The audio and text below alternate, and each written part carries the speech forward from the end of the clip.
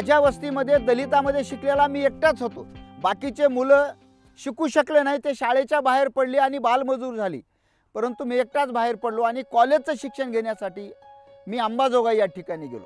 मी सामाजिक संस्था नोंदणीकृत केली 1986 ला। 1999 ला क्रायशी संपर्क केला।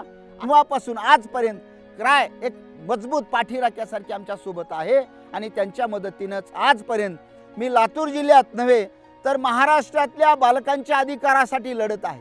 मुलांना शिक्षण व्यवस्थित मिळालं पाहिजे, मुलं शाळेत टिकून राहिली पाहिजे आणि मुलं सातत्यानं शाळेच्या प्रवाहात राहिली पाहिजे, याच्यासाठीचं काम हेच कलापंढरी संस्था सर्व टीम काम करते। समजा ही लोक ऊसतोड कामगार आहेत, बाहेर जाणारी आहेत, शेतीच्या कामाच्या निमित्ताने रोज मजुरीला जाणारी आहेत, मग ही मुलांकडे लक्ष देऊ शकत नाहीत। पण मुलांकडे जरीही लक्ष नाही दिलं तरी पालकांना पण काय करायला पाहिजे, कशा पद्धतीने लक्ष दिलं पाहिजे, तुम्ही मजुरी करा पण मुलांकडे लक्ष कशा पद्धतीने दिलं पाहिजे, याच्यासाठीचा एक अवेअरनेस पालकांमध्ये सुद्धा आम्ही निर्माण करतो। आर्थिक विषमतेमुळे काय झालं की लोकांना गावामध्ये रोजगार मिळत नाही आणि म्हणून ही रोजगार न मिळणारी माणसं स्थलांतरित होतात। जेव्हा हे प्रौढ माणसं स्थलांतर होतात ते फक्त प्रौढ होत नाहीत, त्यांच्याबरोबर त्यांचे मुलं जातात आणि म्हणून ते शाळेतून ड्रॉपआउट होतात। त्या मुलांना गावामध्ये आपल्या नातेवाईकाकडे किंवा सरकारचा जे हंगामी वसतिगृह ही जी योजना आहे ती गावामध्ये सक्षमपणे राबवून तिथं मुलांना ठेवून मुलांच्या संरक्षणाचा आणि शिक्षणाचा प्रश्न अबाधित ठेवण्यासाठी आम्ही प्रयत्न केलेला आहे। छोटे छोटे बालगट केले, त्याच्यामध्ये प्रत्येक गावामध्ये बाल विकास केंद्र आम्ही निर्माण केलं, ज्या ठिकाणी बालकांना शाळेतून बाहेर आल्यानंतर आनंदाने खेळता यावं, शाळेमध्ये झालेल्या गोष्टी सांगता याव्या, एक दुसऱ्याकडून शिकता यावं मुलाकडून। आमच्या गटामध्ये आम्ही मुली दर रविवारी मीटिंगला बसतो आणि आम्ही चर्चा करतो की म्हणजे कोणतीच मुलगी अडाणी नाही राहिली पाहिजे।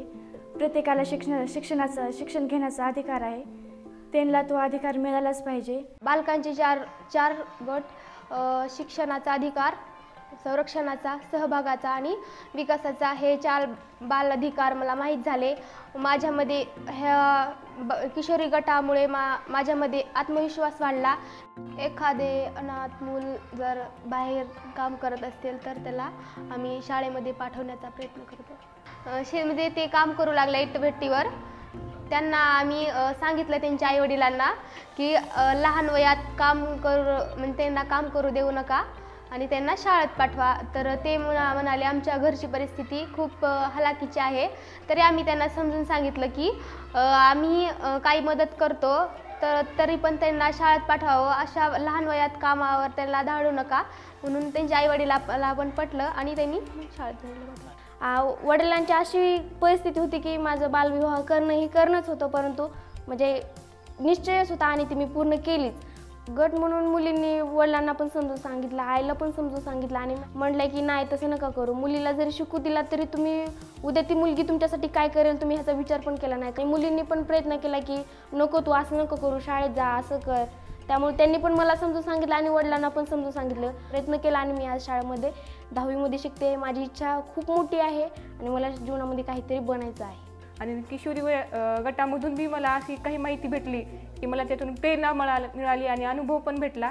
त्याच्यामुळं मला थोडी हिंमत वाटली त्यांच्यातून, मला असं काहीतरी बनावंसं वाटलं, काहीतरी व्हावंसं वाटलं। दिवसभर एवढंच माहीत होतं की जास्त अभ्यास केल्यावरच नोकरी भेटते, सहज भेटत नाही, एवढंच माहीत होतं। पण लातूरमधून मी रेणापूर तालुक्यातून काष्टमधली पहिली मुलगी पोलीस आहे मी आणि तंड्यातून पण पहिली मुलगी पोलीस आहे।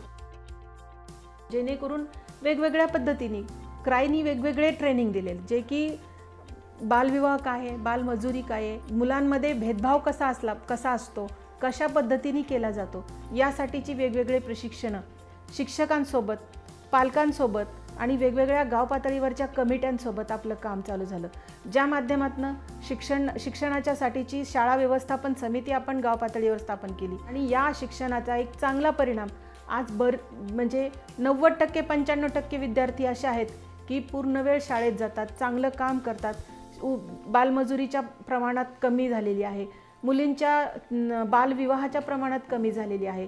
क्राय संस्थेने फक्त सपोर्ट केला नाही तर माणसं घडवण्याची प्रशिक्षण देण्याची प्रक्रिया सुरू केली आणि त्याच्यातून आम्ही घडलो। आज परिस्थिती बदलल्या म्हणजे वातावरण बदललं, लोक तयार झाली, शिक्षणाकडे वळली। मुलं ही उद्याच्या देशाचं भवितव्य आहे. देश ही मुलाकडून घडणार आहे. त्यांचा अधिकार कळणं गरजेचं आहे, कारण त्यांना अधिकार जर कळाला तर मुले स्वतः प्रतिकार करतील, विरोध करतील.